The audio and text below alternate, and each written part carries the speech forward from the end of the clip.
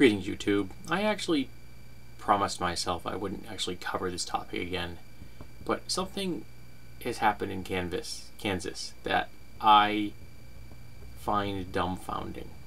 The reason I didn't want to cover this topic again is that the last time I covered it in any depth, I actually had to close the comments.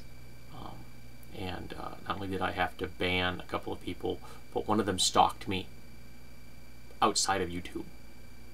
Real life stalking.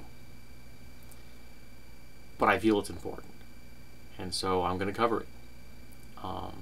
And I'm hoping for the better, hoping for a better reaction than the last time, though I am fully expecting the worst. A Kansas lawmaker has introduced a bill allowing parents, caregivers, and school officials to give harder spankings.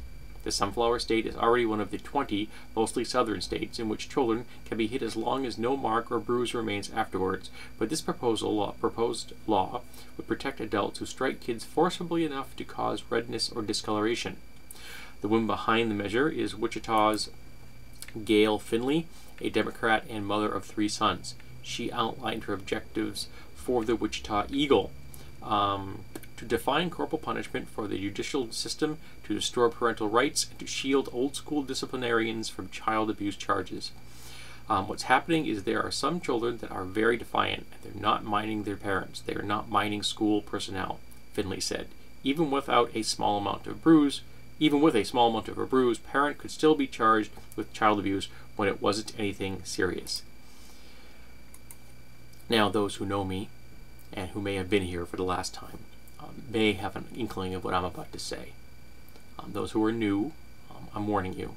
My opinion about this is strong. Passionate is an understatement.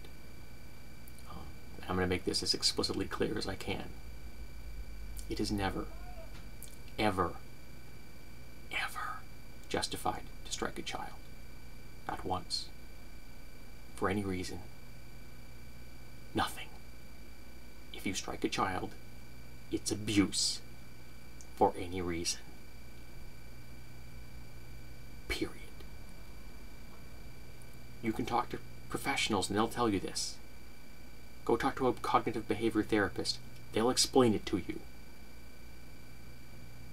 And I always apply the stranger test to these situations. If you were in a park and a stranger walked up and smacked your kid, would you think it was okay? And the answer, of course, is no. The context does not matter. A blow to a child is a blow to a child, whether delivered by a stranger, a teacher, or a parent. Period. It is never okay. It has never been okay. And I don't care if you tell me that, well, it was okay for me. No, we won't know if it was okay for you. We will never know what you would have been like if you'd grown up without being hit. That window was closed the second a parent struck you. You were never given the opportunity to learn what life is like without being hit.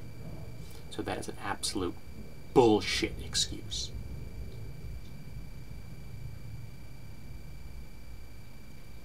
I'm very passionate about this.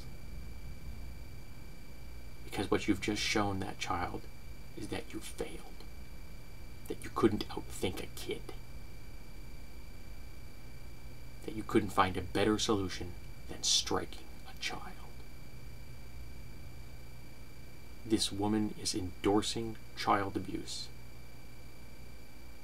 And that is morally reprehensible, morally repugnant. This law should never be put in place. And the laws that are currently on the Kansas books that allow any kind of corporal punishment should be struck down.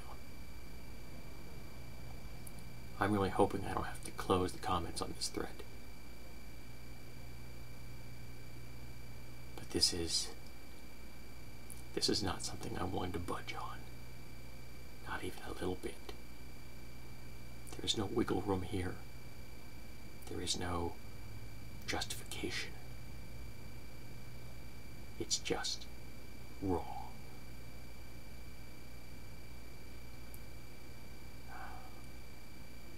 feel free to go read the article, though I did quote the relevant text.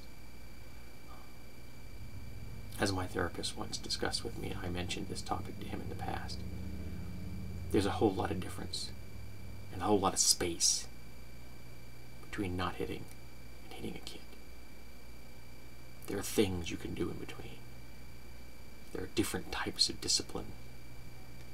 There are different ways of modifying a child's behavior that don't involve that.